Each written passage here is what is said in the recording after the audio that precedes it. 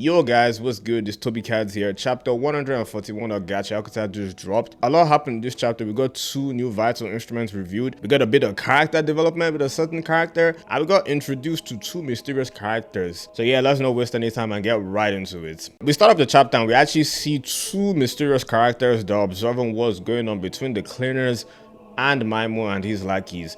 And they basically mention something that we all know. The cleaners, they don't kill people, like they're straight. They're mostly involved in fighting trash beasts. So when it comes to regular givers, they actually hold back and don't try to kill those people. And yeah, there's something we've all known, like the cleaners are naturally good guys. They won't try to kill people. But they did mention that there is one person out of the cleaners that does kill people. And to nobody's surprise, it's obviously Rio. Like, we obviously seen this girl. She brought out the Blicky against Norde. We know she's about that life. She loves the smoke. She loves that gun smoke. She don't play. You don't want to play with her. You test her, and yeah, she's gonna take you out. Rio doesn't play. She's a killer. She's a gangbanger. She's a murderer. She's a smoker. So yeah, don't play about her. But my question exactly is, who are these guys that are observing the cleaners and Maimo? Like, they're just there chilling in the stadium and just taking pictures and observing everything. Who are these guys? I bring up that question because I feel it could be 2 people. It could be a new set of faction in the ground that we haven't actually heard about, and that's pretty cool. But the better idea is, what if it's actually people from the sphere that came down to the ground to observe things? I think that's a way cooler idea and adds a unique and dynamic twist to it. But I don't know. I'm not sure who it is. Make sure to comment down who you think these guys are and what their motives are exactly. We then move on to Miss Gunsmoke herself, Rio, and she's trying to cut through the barrier that Felix placed. Maimo then takes the time to explain what Felix's vital instrument actually is. The name of his vital instrument is Carter, and Carter is actually Latin for letter. And Maimo goes on to explain why a letter is actually a very good vital instrument. Because you see, when it actually comes to a letter, a lot of care and love actually goes into it. And let me explain. Well, let me just read out Maimo's definition. He basically says that when it comes to a letter, you actually have to take the time to pick what you're going to write it with. So whether that be a pen or pencil, you have to take the time to write that. Then you actually have to take time to write what you want to write. And you could write it in all sorts of ways. You could write it regular, you could write it in cursive, but you have to take that time too. Then you also need additional time to take that letter to the mail office.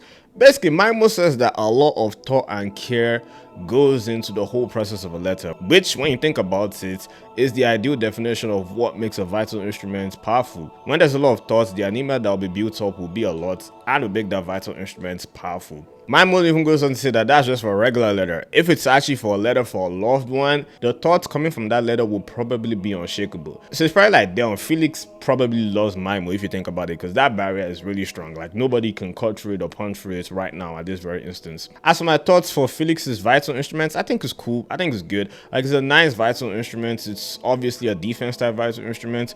I like the abilities to just, you know, block everything out with your barrier, but you can't really do anything much aside from that. Like, Rio even mentioned that, damn, you're just going to be in that barrier and you're not going to do anything else. So yeah, it's nice. It has a good ability, but at the same time, it's clearly limited too. I dropped a video yesterday where I explained the vital instrument power system in Gachiakuta.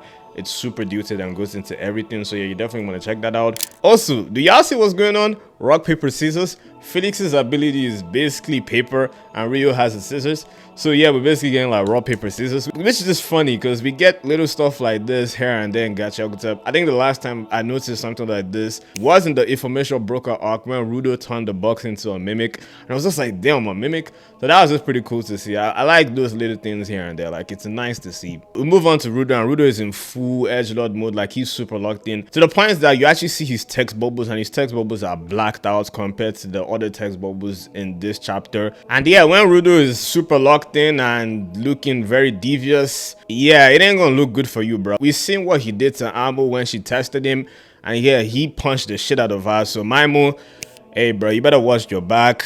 When this dude catches you, he definitely gonna go for the beats. So yeah, he ain't looking good for you, Maimo. This dude is super locked in. He's in that edgelord mode right now, and yeah, he definitely gonna beat the bricks out of you when he catches you. So yeah, moving on, we see Gil and Zanka actually fighting each other. Zanka has the upper hand here, as Gil is more of a ranged fighter and she doesn't like that up and close fighting, and Zanka is just, you know, pressing her and trying to get close to her to fight her. But credit to her, she's pretty fast, so she can avoid him. Zanka then uses an attack where he throws his lovely ass staff for her. She does knock it down with her bat, but it doesn't have the same ricochet effect as the balls she hit with her bats. And Zanka, she points that out that wow, like it didn't bounce back at me like the balls it hit.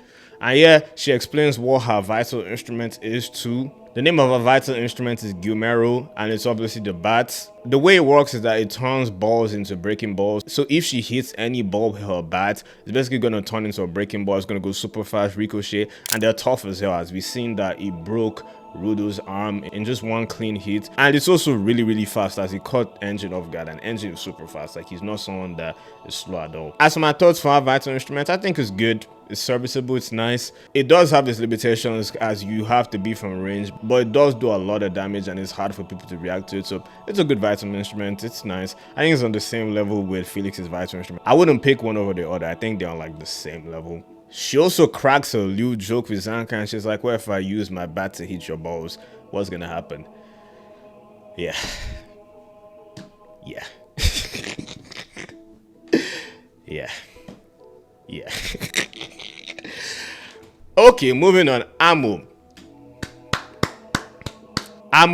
I'm impressed. You've grown a lot as a character, and I've seen so much from you just from this chapter that I'm not gonna abuse anymore. I didn't really like her before because she tends to be whiny and bossy. Nah, but this chapter I gotta give props. Like, she's actually shown that she's grown as a character and matured a lot. But before we actually get into why that's the case, damn, this nigga Maimu is like scum. This nigga is like very manipulative. Like, I'm talking like a kind of type of manipulative that will talk shit to you, try and get you riled up, try and get you angry so that you do something stupid, fuck up, and just make his plans work better. Like, damn, this nigga was talking hella shit to Amo, like saying that, oh, yeah, you love Rudo now. Is it because you guys are actually friends? Or is it because he beat you up and the person that trafficked you, he used to beat you up? So yeah, you're into that.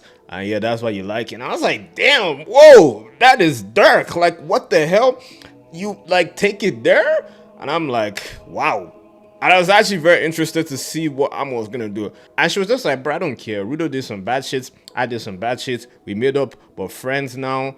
And yeah, stuff that happened in the past don't matter no more. I'm like, damn. Wow. That's why I said I have to clap. Like, that's real maturity there. Like, Amo now, I'm starting to really like her now, just strictly from this chapter. And like I said, what else can you say? Like, you just have to be impressed. She says that she wants to be in the same environment as Rudo now and just go learn about more sense from the outside world. And if this is the new Amo going forward, yeah, give me more of her. Not in that way, but yeah, give me more of her. Like, she's definitely going to be more interesting to be around now. I just want to see the character interactions because she isn't crazy anymore. Like, she's actually sane and she's being useful. Like, she's not a liability anymore. In the last page of the chapter, we actually see Maimo bring in reinforcements, and that's the Adoroy brothers. And I actually predicted this. I was like, Maimo and his gang, they have their backs against the walls now just because of the numbers advantage, and they actually need someone to step in to help. I actually thought it would be Zanka's friend that will help, but no, it's actually someone from the cleaners that's gonna help them. And them, it's just kind of crazy because what if Rudo and Cole didn't actually take off their chokers? Like, he would just control them. That's why I said that Maimo's abilities, while not the same level as Amo's, is still super effective. You can just control anybody that has a choker. So yeah, we're definitely going to see what the Adoroy brothers are going to do. Obviously, they have to be givers to be able to compete against the other cleaners. And I think, yeah, it balances things out now and makes it more interesting. And that's really everything from this chapter. I think this is a good chapter. I think this is a solid chapter. I give it like an 8. Yeah. 8.5. Nah, I think I'll give it like an 8. And yeah, that's just my review from this chapter. I don't have any really overarching questions. What I am gonna say is that, guys, the Gachiakuta anime, we're a couple of days away from the anime. I don't know about y'all, but I'm super excited. The anime has looked really good. The trailers have looked amazing, and wow, I can't wait for the first episode to come out. It's gonna be a blast. I know Gachiakuta is going to blow up and be really big. It has everything it needs to be super big and super popular. And yeah, how excited are y'all for the new Gachiakuta anime? Because I'm super excited. Like, if I had to rate my excitement from a scale of 1 to 10, I'm at an 11. But yeah, let me know what y'all think of the chapter. Also, let me know how excited you are for the new Gachiakuta anime. And that's everything for me. Love y'all, boys. Peace.